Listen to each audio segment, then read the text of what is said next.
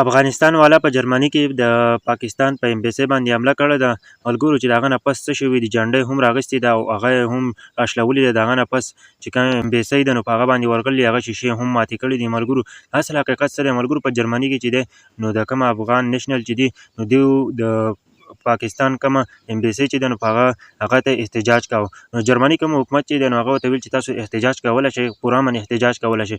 چې کله هغه احتجاج کوه یو 15 کسان پکې وو نو هغه ورغلل، هغوی د پاکستان جنډۍ هم راواچوله، وړوکې وړوکې کړه. د هغه نه پس چې دی نو بیا په امبیسي حمله وکړه او د هغه شیشې او هر څه یې مات کړل. ملګرو ډېر زیات غلط کار شوی دی چې دوی ولې داسې چل وکړو که نه. افغانیانو موږ څومره قدر کوو که تاسو سوچ وکړئ. افغانان نازي امبیسي باندې حمله کوي او ګیلمن و پاتې شوی و چې ټول پاکستان پرې خفه و. د افغانستان نه پرې ډېر پاکستان والا خفه و، خیبر پښتونخوا والا.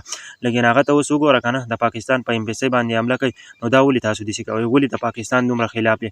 پاکستان والا تاسو ته څه ویلي دي ملګرو؟ نو که تاسو پوره امن احتجاج کړی، جنډۍ تاسو ته څه ویلي او تاسو ته دغې محل څه ویلو چې تاسو ورغلئ او په هغه باندې څه وکړل، کمرې پرې ور ویشتلې او هغه شیشې هم ماتې کړلې. تاسو هېڅ هم نه کوئ، خپل عزت کموئ. ملګرو زما ټول ته خواست دی چې داسې کار چېرته هم نه و پکار چې تاسو داسې ظلم کوئ. موږ ورته ډېر زیات ناکامونه کوو، لیکن تاسو چې کوم کارونه کوئ دا ګوره تاسو له نه دي پکار. ملګرو د افغانستان اصل وجه دا کېدلی شي چې افغانستان نه چې کومه خلک ځي جرمني ته که نه اول پاکستان ته راځي، د پاکستان نه بیا هلته ځي.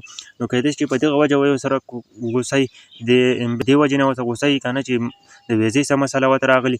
ملګرو دا ویډیو راغلي ده، زه هم ډېر زیات خفه کړم ځکه چې د پاکستان جنډۍ تاسو ته څه ویل دي چې تاسو پاکستان جنډه راخلئ او په دې ټیک ټاک باندې ډېر زیات چلیږي. د پاکستان د جنډۍ بې حرمتي کېږي ډېره زیاته. افسوس.